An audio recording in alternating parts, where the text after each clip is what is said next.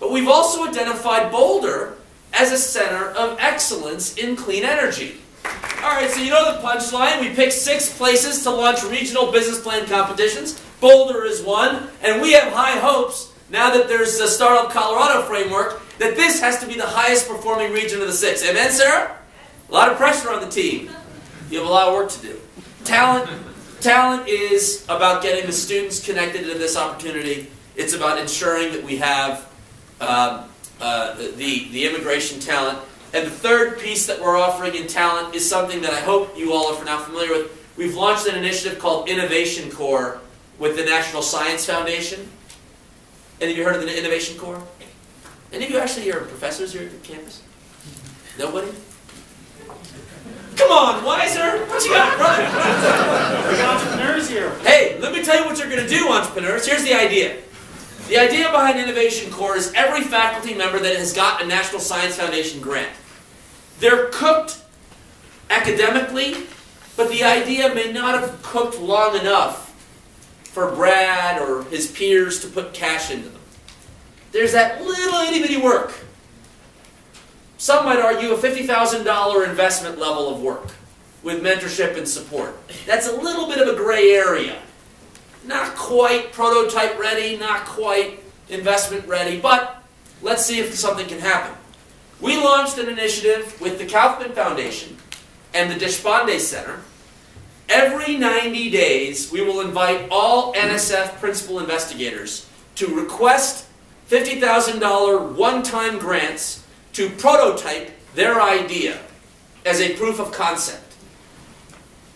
So, since none of you are principal, anyone here a PI from the National Science Foundation?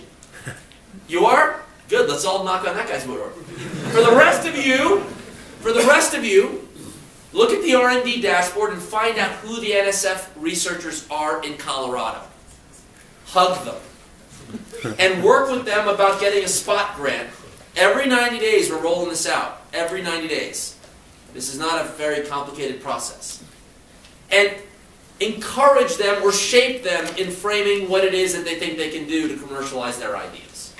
So talent is undergraduate students.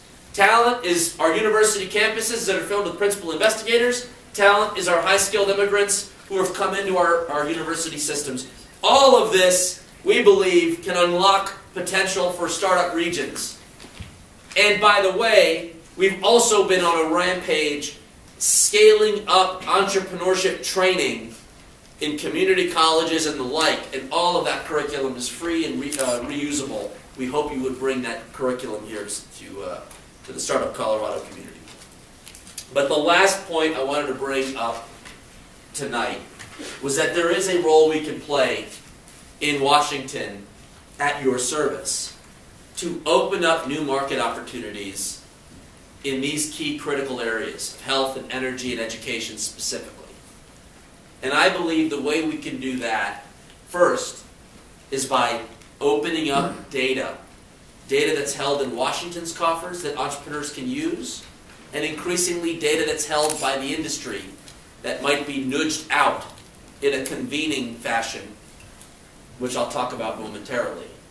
But also, in certain sectors, we're creating the business model conditions to scale up new ideas. And the most obvious in that example is healthcare. So let me just walk you through these examples, and then we will wrap it up and celebrate.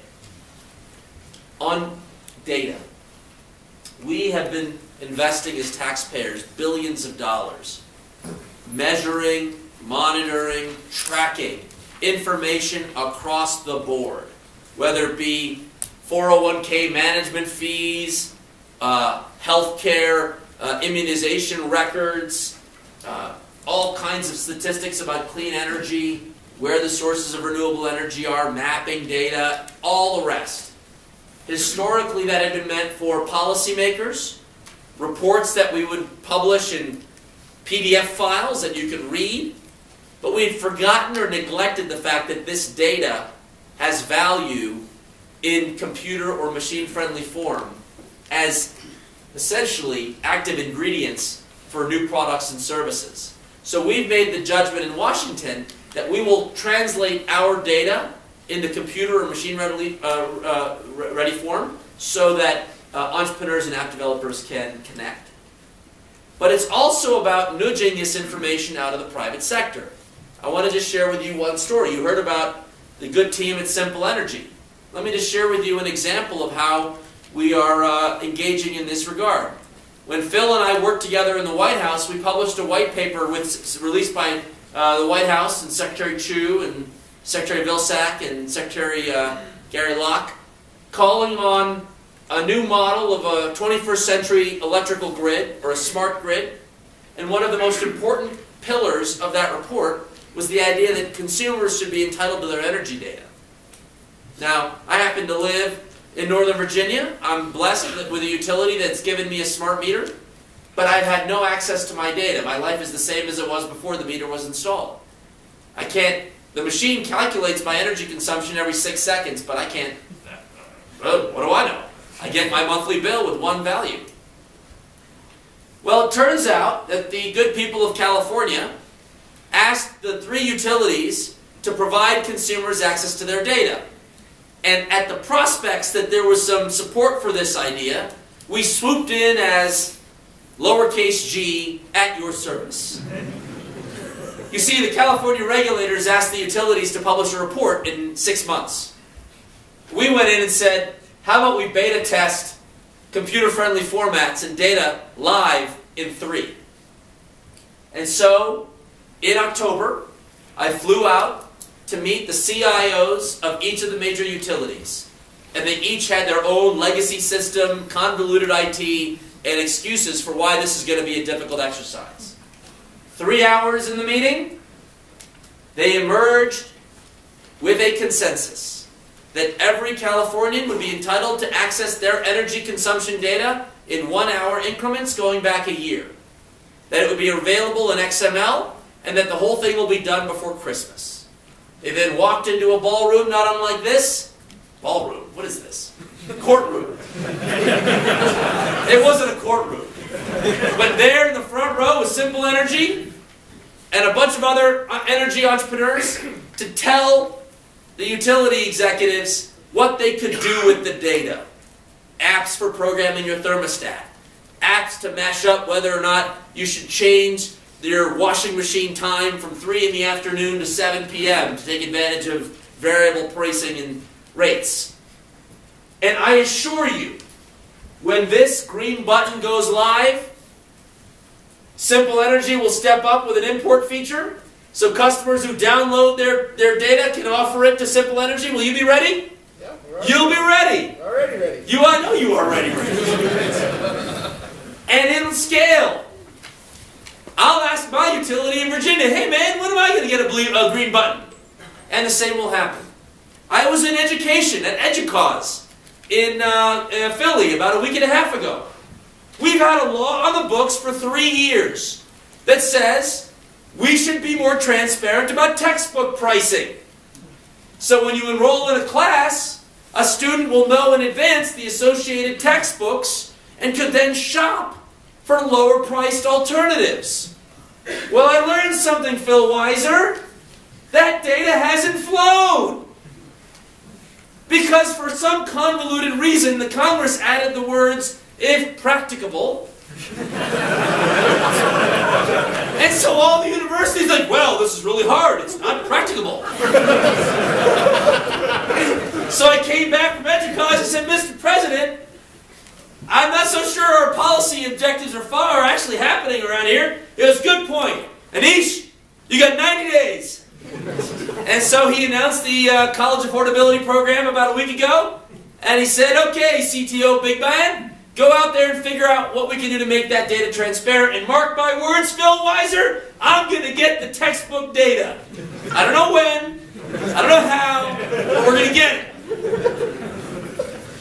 The point is, whether it be in health, in energy, or education, as we liberate this data, entrepreneurs are the best positioned to consume it, to mash it up, to do something crazy with it.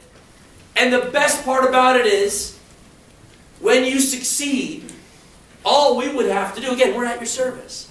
is to celebrate you, is to honor you.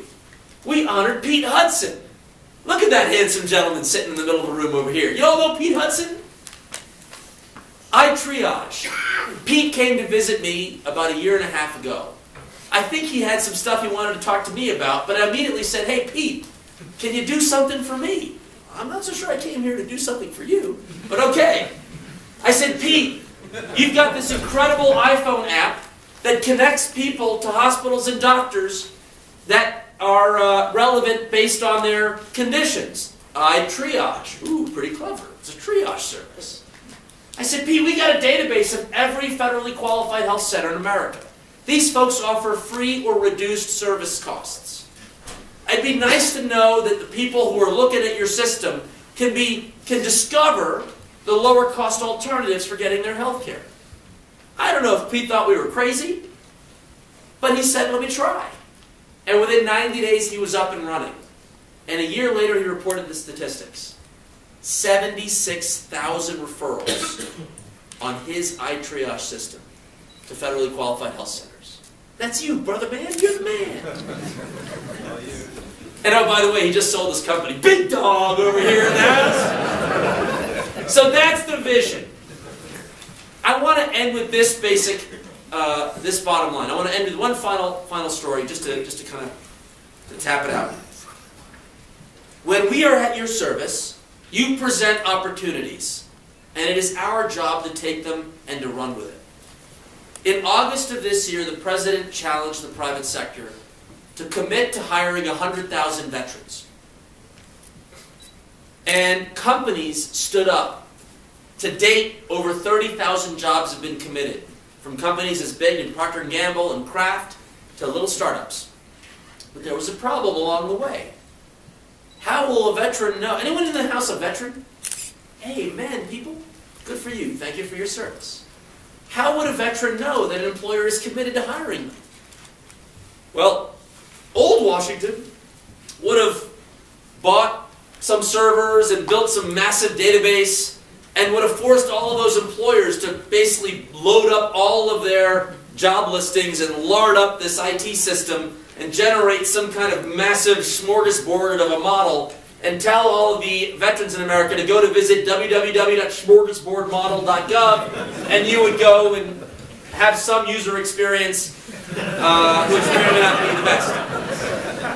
But these startups and entrepreneurs came to me and they said, you know, Aneesh, there's a better way.